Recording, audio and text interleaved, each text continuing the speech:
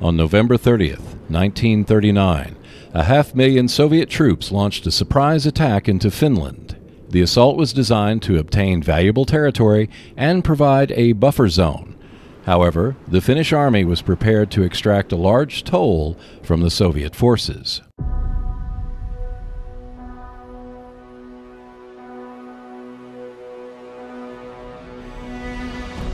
Freezing Inferno by Princeps Games recreates the Winter War when the Soviet forces invaded Finland in December of 1939.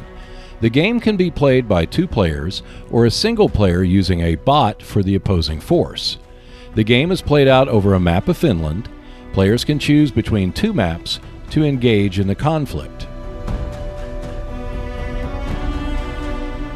For the Russian player, they win if they control 2 out of 3 Finnish cities which are marked by an asterisk, and hold them until the beginning of the next round. Plus, they must control at least 5 of the 7 home cities. Otherwise, the Finnish player wins if the conditions are not met by the end of the game.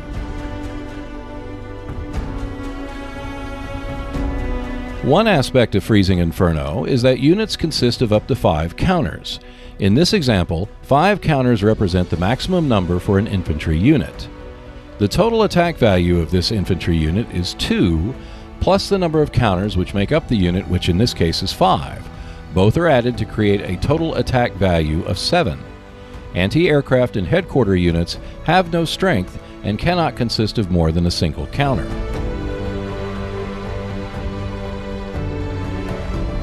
Units of the same player and type may regroup. For example, you can regroup an infantry unit that has 3 strength by giving one of its strengths to another infantry unit that has a strength of 1. In this case, both units will now have a strength of 2. The strengths that were sent to the other unit may be affected by the distance traveled. For example, if 2 strengths had traveled 2 hexes, they are temporarily depleted by 1 strength per hex, which means that only the remaining strength of the receiving unit can be used for movement. A regrouping unit cannot be stronger than 5 strengths or less than 2 strengths, but a single unit can be divided into 2 units. The first step is players setting up their markers on their respective nationality military capacity charts, or NMCCs. Each player will set up their units. You can fill out the mini-maps first, then set up the units accordingly. Next, create a deck of calendar cards. If you are using the Weather, Technological Tactical Progress, or Diplomacy optional rules, you may set them up as well. The first calendar card is revealed, and its effects last for the round that they are applied.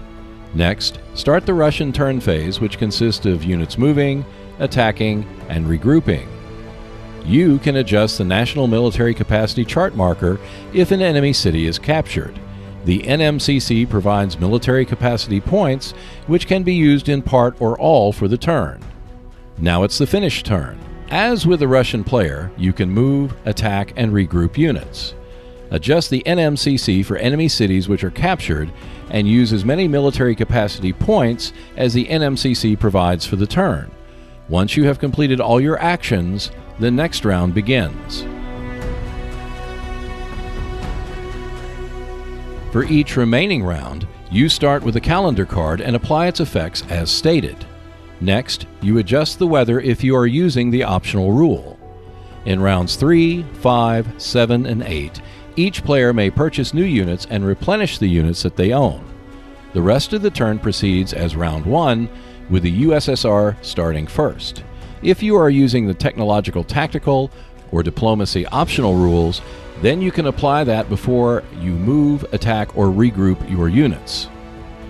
You adjust the NMCC marker if an enemy city is captured, and play as many military capacity points as you desire for the rest of the turn. All newly formed units are now placed on the board if it is round 3, 5, 7, or 8. It is now Finland's turn, and they proceed identically to the Russian turn. Both players will play this way for each round until the end of the game is reached. The 3-month war ended with a Moscow peace treaty. Despite fierce resistance, Finland was forced to give up 9% of their territory. However, the overall poor performance of the Soviet forces convinced Adolf Hitler that Russia was ripe for conquest, which led to Operation Barbarossa and was launched on June 22, 1941.